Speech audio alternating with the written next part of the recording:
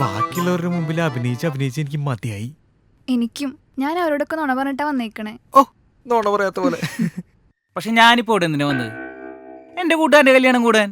അപ്പൊ എന്റെ കൂട്ടുകാരന്റെ കല്യാണത്തിന് പ്രശ്നം ഉണ്ടാക്കണ എന്തെങ്കിലും ഞാൻ ചെയ്യോ? ഇല്ല. ഇപ്പൊ നമ്മുടെ അലീനയുടെ കാര്യം തന്നെ പറയാം. ഏത്? അവൾക്ക് എന്തോരം സെറ്റപ്പ് ഉണ്ടായിരുന്നാ നിനക്കറിയാലോ. പണ്ട് പഠിപ്പിക്കുന്ന സമയത്ത് സാറ്, പിന്നെ ആ ട്യൂഷൻ ക്ലാസ് സെക്കൻഡ്, പിന്നെ ഈ പൊട്ടൻ.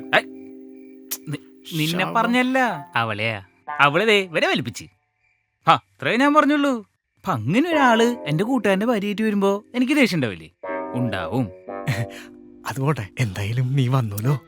ആരെങ്കിലും കണ്ടുണ്ടാവും ഞാൻ ഇങ്ങോട്ട് വരുന്നത്? പേടിക്കണ്ട, ഇവിടെ ആരും വരില്ല. ആണോ? അതെ, എനിക്കൊരു രഹസ്യം പറയാണ്ട്. ഇതുപോലുള്ള കുറെ വെമ്പിളാരുണ്ട്. ഇതുപോലെ കുറെ അമ്മമാരുടെ കൂടെ കറങ്ങി നടന്ന് അവസാനം ഏതെങ്കിലും പ്രാക്ക് കടികളുടെ പള്ളിക്ക് ചെന്ന് കയറും അല്ലേ? ഇപ്പൊ ഉദാഹരണത്തിന് നിന്റെ പെങ്ങൾ അങ്ങനെയല്ലേ? ഏത്? പറയട്ടെ,